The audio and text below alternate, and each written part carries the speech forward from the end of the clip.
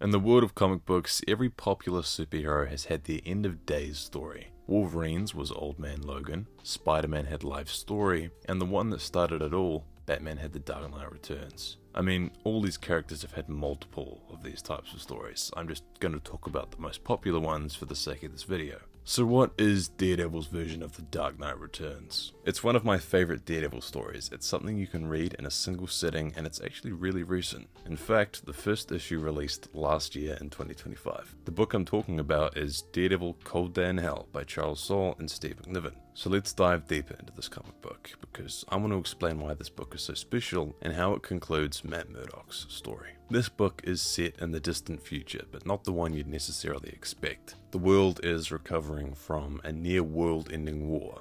The cities are filled with poverty and ruins, and society is clutching onto the world they used to have.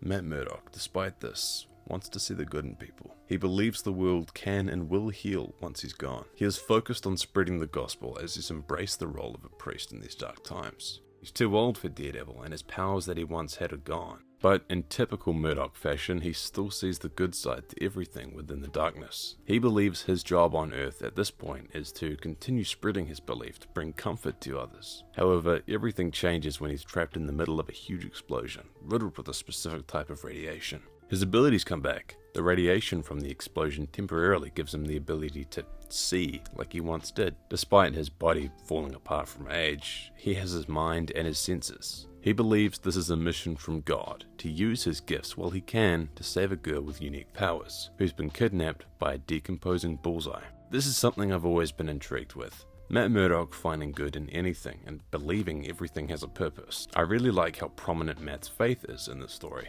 Sometimes writers forget about or don't utilize his faith. I find some of the best Daredevil stories are when he's struggling with his faith or struggling to find God's reason for the things happening around him. The writer of this book, Charles Soule, is no stranger to the character either. He wrote an entire Daredevil comic run, which since then has clearly inspired parts of Daredevil Born Again, the TV show, not the comic book. So, like I said, it's very influential. When they announced this book way back when, I was skeptical for about 10 seconds. Once my eyes glanced at Charles Soule's name on the credits, I knew we were in for a banger.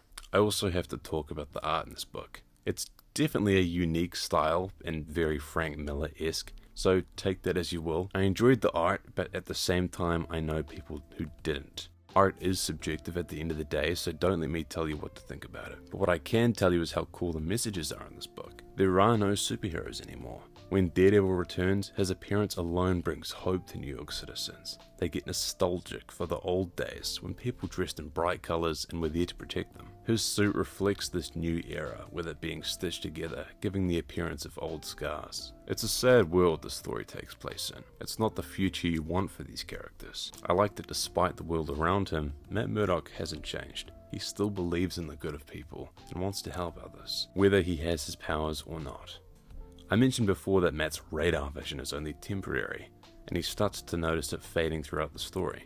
Eventually it starts to completely cut out for sometimes seconds at a time before returning, which, as you can imagine, completely changes how a basic fight between two low-level criminals can turn out. Now, I know why you probably clicked on this video.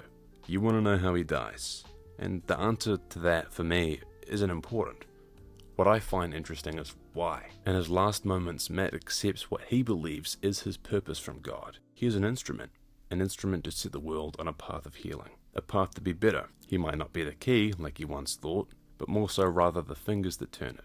As a lawyer, he always had a way with words, and in his last moments, that's what he uses to convince the girl with unique powers to help others. And I think that's my preferred approach to killing Daredevil, a meaningful and important death. He lived a long life and spent it helping people, even when he had no powers. A big part of the reason why Matt chose to become Daredevil again, despite feeling like it was a calling from God himself, was because he felt like he needed to atone for something that he did in his final days before the war, and before he lost his powers. The comic starts with Matt at Wilson Fisk's grave, and at first we are led to believe that perhaps Matt killed Fisk, which also resulted in him feeling like he didn't deserve to practice law anymore. But later we learned that he didn't kill Fisk, he just chose not to save him. The Punisher was the one who pulled the trigger. Fisk, grinning, told Matt to save him, and he hesitated and replied with no.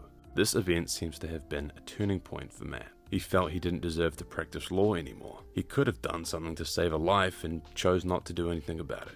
Matt would feel responsible for his death, something that obviously would continue to haunt him throughout his older years. In this comic, we also catch up with the Punisher, who's still alive in present day. Well, if you can call having your arms and legs mutilated and restrained to a wall in Bullseye's basement alive. I really enjoy the way the creatives on this book approach this darker future. It makes you nostalgic for the younger years in a span of like 3 issues. This nostalgia is something the citizens feel for as well, just like Bullseye. Now, Bullseye is one of my favorite comic book villains, and I really like this future for him.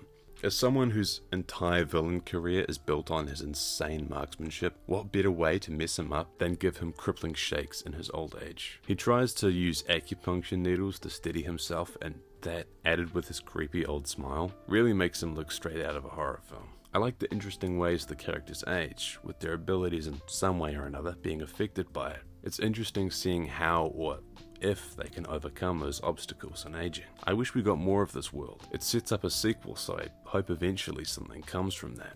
I'd be interested in seeing other characters too, like Spider-Man or the other Defenders. Jessica Jones is mentioned, but it would have been cool to see her. It's kind of hinted at that a lot of the heroes died in the war, but we do see Captain America in the beginning, briefly. I would be keen for a continuation or even a prequel during the war that is referenced so much throughout the book. We meet some other familiar faces from Matt's earlier life too. We catch up with Foggy, who looks like Danny DeVito, and Elektra, who hasn't aged a day. No, literally, her body is still in its prime. We get hints that Elektra offered immortality to Matt, presumably so they could be together, but I can see why Matt would rather age. To cheat death would feel like you're playing God, or like you're changing your path that he set for you.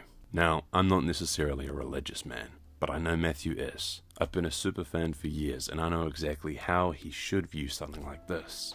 At least, that's my opinion anyway. I think Matt would find comfort in letting God guide him naturally through his time on Earth rather than just live forever. There's also the whole killing thing that has always been what severed any long relationship between the two of them. Daredevil Cold Dan Hell is something I highly recommend to anyone looking to read a perfect self-contained Daredevil story. There's no prior reading needed, but it would help if you had read Daredevil before to feel attached to the characters. You really feel for this world despite its short page length. The book really captures you, and my god is it paced well. For only 3 issues, it's incredibly impressive that it's paced so naturally, when so much happens. I like that his final battle as Daredevil was against Bullseye. I think most people would say Fisk is Daredevil's biggest enemy, probably because of the Netflix show. Now, I love the Netflix show, but it was unfortunately cut too short. Had it gotten its 4th and 5th planned seasons, I'm sure it would have cemented Bullseye in a lot of people's first place as the best Daredevil villain.